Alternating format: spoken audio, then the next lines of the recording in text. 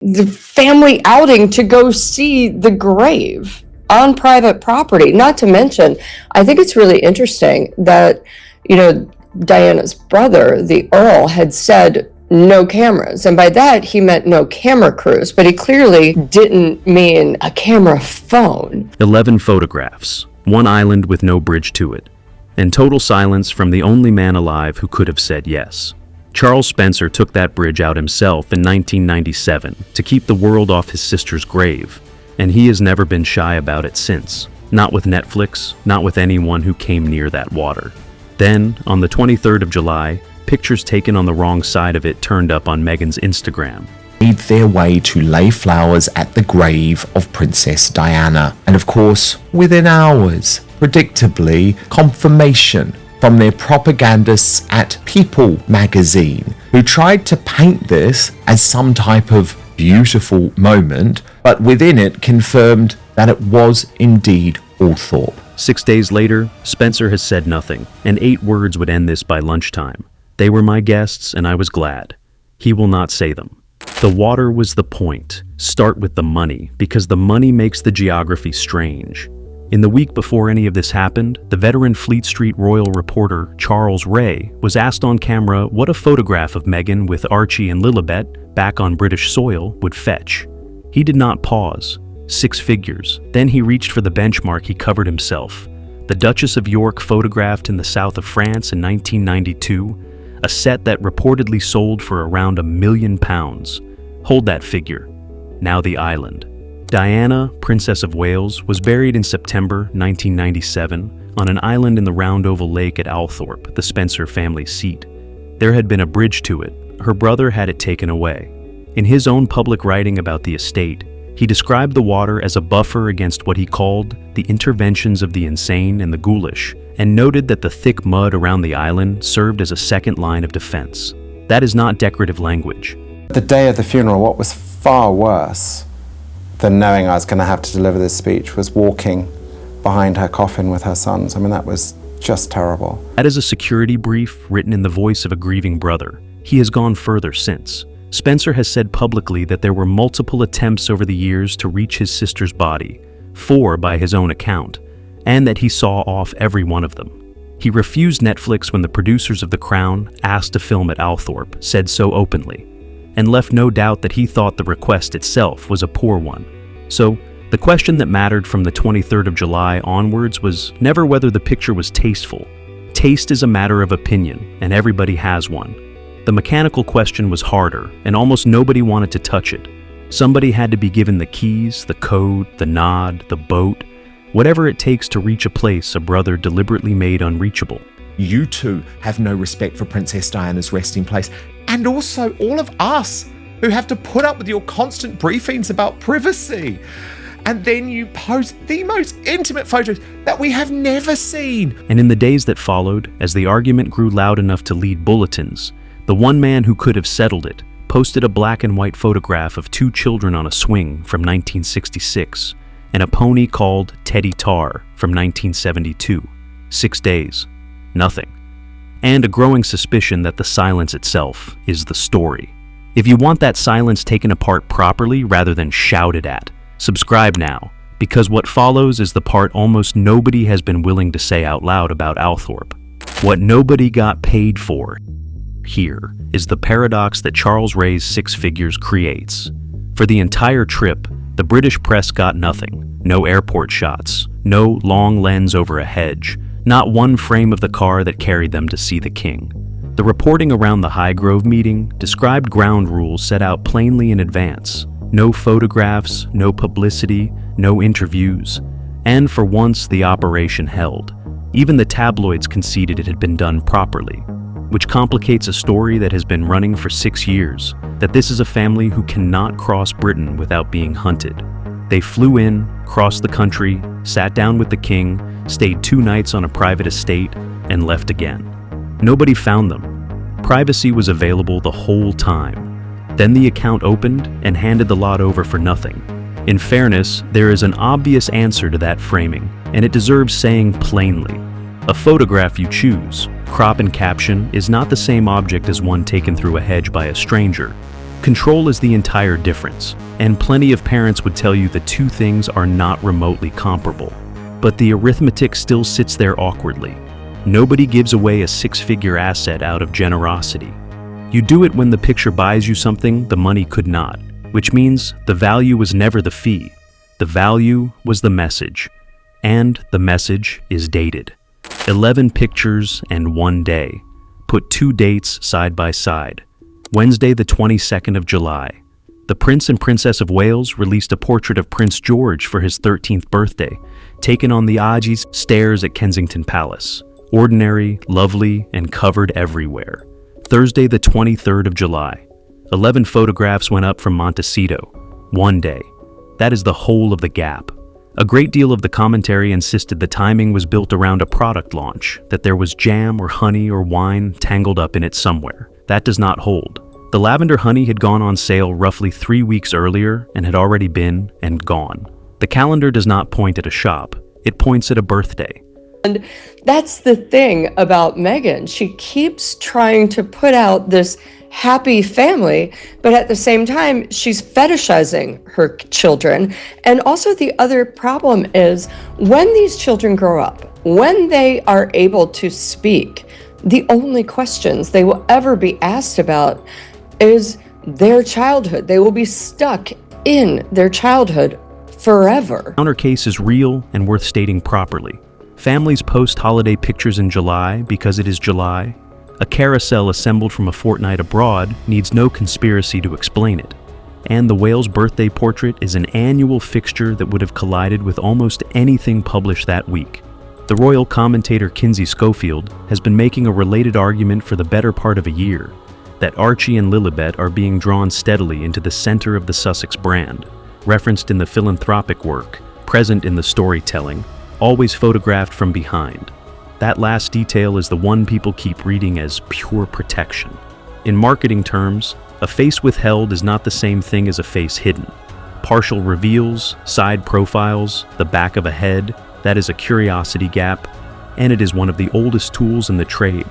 It does not prove intent. It does mean the privacy framing and the engagement framing are not in conflict at all. They are the same technique, running at the same time, which leads to the frame in the middle of the set, and the person who is not standing in it. Missing from the frame. Look at the island picture again. Meghan is not in it. What is in it is Harry, a 7-year-old boy, a 5-year-old girl, and 2 armfuls of flowers on a path his mother's brother made deliberately hard to reach. Harry knows about that bridge. He knows better than almost anyone alive.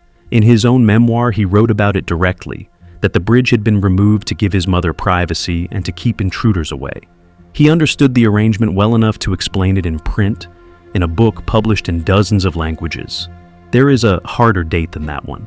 On the 1st of July 2017, on what would have been Diana's 56th birthday, a small service was held at that graveside to rededicate it. 4 members of her immediate family stood on the grass on the island. William, Catherine, Harry. 2 of the Wales children were there. The Archbishop of Canterbury conducted it in the open air, a few feet from the stone, with the lake on every side and no one else within sight of it. Prayers, a short act of dedication, and then everyone walked back the way they came. Every adult present that morning was carrying a phone. It was 2017, not 1997. Any one of them could have taken a picture of the grave, of the Archbishop, of the children by the water, and any one of those frames would have gone round the world inside an hour. Not one was taken for release. Not a single image of that service has ever been published by anybody in the 9 years since. It was arranged to be private, it stayed private, and nobody has ever had to explain to anyone why. So Harry has stood on that exact ground, under an agreement that every person present kept without needing it written down. 9 years later, he walked the same path with a camera in the party, and the results were public by Thursday tea time. Almost all of the anger has landed on his wife. She posted it, she chose it, she cropped it, she captioned it. All of that is true. It is also extremely convenient because it allows a grown man of 41 to walk down that avenue holding lilies and somehow arrive at the other end as a bystander in his own life. He is nobody's hostage and nobody's passenger. Whatever was agreed with his uncle before they arrived, he was standing right there when it stopped being kept. Piers Morgan did not write a column about any of it. He left one word in the comments underneath the post: privacy. He was not the only person watching who could have spoken. The one who mattered still had not. The man who won't speak. A fortnight of coverage has quietly turned Charles Spencer into a bystander in this as well, and he is nothing of the sort. This is a man who has run Althorp for nearly 3 decades as a private estate with a public gate. Visitors, tours, a shop, an exhibition, and a grave that draws people from all over the world. He controls access to that island absolutely. He has refused film crews. He has fought off attempts to reach the grave itself. Very little happens on that water he does not know about in advance. And in the second week of July, according to reporting around the visit, he opened the gates and had them all to stay. The account that circulated afterwards was that a rule had been laid down first: no cameras. An American journalist spotted the hole in it before anybody else.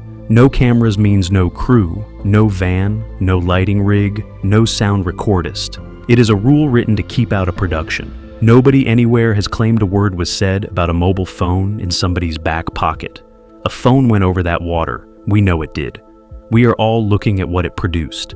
And a phone is not a small distinction on that particular island.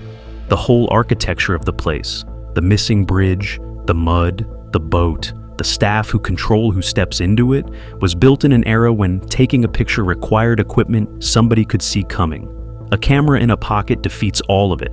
Whoever wrote the no cameras rule, whether that was the king's household or the Earls, was defending the island against the last war rather than this one, which is precisely why the answer has to come from the man who set the terms. There are 2 versions of what happened next, and only one of them is comfortable. Either Spencer said yes and landed himself a fortnight of national fury he never bargained for, or he said no and found out on the Thursday like everybody else. His own account has offered nothing that would settle it. A swing in 1966, a pony in 1972. That is the sum total of his public output during the loudest week his sister's grave has had in a decade. And that is genuinely strange, because 8 words would end the argument by lunchtime. They were my guests and I was glad. He has not said them. He has not said the opposite either.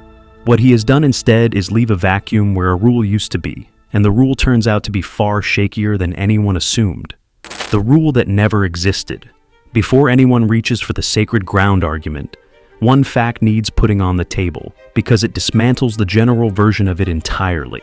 In September 2022, Buckingham Palace itself released a photograph of the late Queen's ledger stone at Windsor. The stone, the flowers, the name. The institution issued it deliberately to the world's press days after the funeral. Nobody objected. Nobody has objected since. It sits in every picture archive on Earth, and no one has ever suggested it was a desecration. So there is no ancient commandment about photographing a royal resting place. There is one very specific arrangement, about one very specific island, and it exists because people repeatedly tried to reach a body, not because of anything holy. The site has been argued over commercially before too, and it was not Meghan in the dock. In 1998, Spencer opened the estate to paying visitors with the season, timed around his sister's birthday, and Elton John criticized him publicly, calling the business tacky, right down to Diana's name appearing on jars of preserve. Spencer's defenders answered then, as now, that the visitor income sustains the memorial and the fund attached to it, which is a serious answer the critics have never really engaged with. So, the line between honoring Diana and monetizing Diana has been contested at Althorp since 1998. And the man deciding where that line falls has always been the same man, which means the silence is not the silence of a novice caught off guard. It is the silence of someone who knows exactly what the argument is, and has worked out that the rule everyone is shouting about was never the real one. The method, not the rule. Here is the part hardly anybody wants to say out loud. The week's consensus was that the site is sacred, and that Diana would have been appalled by all of it. Some of us watched this woman work. She cooperated with Andrew Morton through an intermediary and put her marriage into a book. She sat down for an hour inside Kensington Palace with panorama and brought the roof in on the institution. She understood a camera better than almost anyone who has ever held that title, and she used one as an instrument against a family that had frozen her out. It worked. It is the single biggest reason we are all still sat here talking about her. So, the idea that a photograph in itself would have offended her does not survive contact with her own record. which points at something more uncomfortable than a taste dispute. Nobody broke Diana's rules that Thursday. Somebody used Diana's method, the controlled release, the frame that looks accidental and is nothing of the kind. Pictures that say precisely what you want them to say while your own mouth stays shut. Montecito did not invent that. It was invented in Kensington Palace in the early 90s by a woman who had run clean out of other options. Now, the honest objection. Method is not motive. Reading strategy into a family photograph is guesswork dressed up as analysis. And every public figure alive releases their own images now. That is not a Diana technique. That is simply how public life works, perhaps. But it explains the one reaction nobody can account for otherwise. If the Prince of Wales is as quietly furious as the reporting suggests about a photograph he has never once commented on, it is probably not the lake and probably not the flowers. It is watching his mother's own instrument picked up and pointed back at him, which leaves the man on the other side of the water, and the reason he may not be able to answer at all. Which version is true? Credit where it is due, one royal commentator made the only load-bearing point of the week and was almost entirely ignored for it. The pictures appear to have been taken at Althorp, which is the Spencer family's home, and if so, they would have been permitted by the Spencers. That detonates the entire fortnight. If the Earl said yes, there was no violation, no trespass, no ambush, no camera smuggled past a guard. Just a man inviting his late sister's son and 2 grandchildren she never met onto his land, and a mother posting the pictures afterwards. Ordinary, perhaps a little clumsy, hardly a scandal. And still, he has not said it. There may be one further thing he is sitting on. A story was circulating well before these photographs existed, that a program is planned for next year, 30 years on, about the end of his sister's life, and at least one royal biographer has claimed the pictures were taken with that project in mind. If any of that is close to right, Spencer is not quiet because he is angry. He is quiet because he has not decided yet. So, the reaction everyone is talking about is the one he has withheld. Either he said yes and cannot say it aloud without owning everything that followed, or he said no, found out on Thursday like the rest of us, and is far too well bred to say so in public. And behind both versions sits the question nobody has laid a glove on. Who held the phone? 6 days, and not one outlet has produced a name. No photographer, no friend, no member of staff, no Spencer. That name comes out eventually. They always do. There has been no bridge to that island for 29 years. Somebody got across anyway, and only one man knows how. Subscribe, because on Thursday we are going through all 11 of those photographs, one at a time, including the 2 nobody has managed to place. Then tell me below which version you believe. Did the Earl say yes and lose control of it, or did he say no and get walked straight past?